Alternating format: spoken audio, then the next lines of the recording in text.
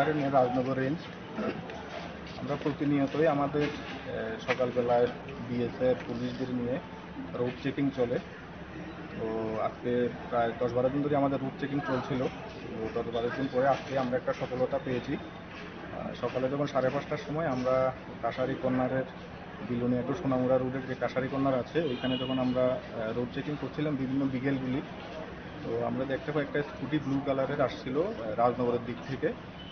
তো সাথে সাথে আমরা তাকে দাঁড় করিয়ে চেক করি যে 3টা বস্তা ছিল, বস্তার মধ্যে কী আছে সেটা আমরা চেক করি। তখন সে বস্তাগুলি খুলতে অনীহা প্রকাশ করে। তখন আমরা তাকে একটু প্রেশার ক্রিয়েট করি এগুলি খোলার জন্য। তো যখন বস্তাগুলি খুলেছিল আমরা দেখতে পাই এখানের মধ্যে 2টা বস্তার মধ্যে 2টা মনিটর লিজার এবং 8টা বস্তার মধ্যে 8টা মনিটর লিজার সে নিয়ে যাচ্ছিল। পরবর্তী সময়ে এই যে কাজ এই কাজের পরিপ্রেক্ষিতে কোনো ডকুমেন্টস আছে কিনা, লিগেল ডকুমেন্টস আমরা যাতে করি, কিন্তু কোনো ধরনের লিগেল ডকুমেন্টস সে আমাদের দেখাতে পারেনি। তখন আমরা অন দ্য স্পট এগুলি আমরা সিজ করি।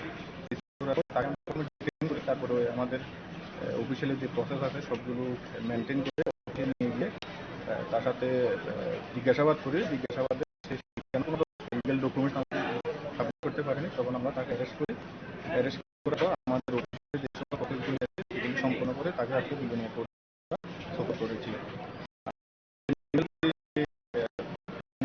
বিজনেস নিয়ে যাচ্ছিল, ট্রেনিং করছিল, সেগুলি আমাদের wildlife protection act 1972 schedule 1-এর পার্ট 2 ট্রেনিং, যেগুলি একটা এলিফ্যান্ট এবং টাইগারের সমতুল্য, এবং সেইগুলি বিক্রি করার ফলে, অবৈধভাবে বিক্রি করার ফলে আমাদের যে পরিবেশ এবং ইকোলজিক্যাল যে ব্যালেন্স আছে সেটা নিশ্চয়ই নষ্ট হচ্ছে। এখন আমরা মাননীয় আদালতের কাছে আমরা আবেদন করেছি যে যেহেতু এগুলি জীবিত অ্যানিম্যাল, এগুলিকে যাতে আমরা আবার তাদের যে ন্যাচারাল যে হেবিটেশন আছে ওইখানে থাকার জন্য আমরা আবেদন করেছি। এখন দেখি আমাদের আবেদনের মাননীয় আদালত এই এনিমেলগুলো কোনখান থেকে আসছে? এগুলি জিজ্ঞাসাবাদে সে বলেছে যে সেইগুলি বাতিসার থেকে নিয়ে এসেছিল, বৃষ্টির নমুনা নিয়ে যাওয়ার জন্য।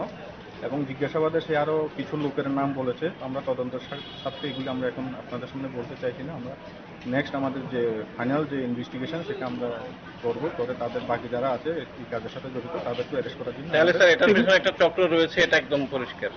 এমনই আমাদেরও হচ্ছে যে এমনই হয়তো একটা চক্র থাকতে পারে। আমরা চেষ্টা করছি কারা জড়িত হবে সবকে ধরা হবে এবং পরবর্তী সময় আপনাদেরকে জানিয়ে দেওয়া হবে। মোট কয়টা? মোট 10টা ধরা হবে। এর বাজার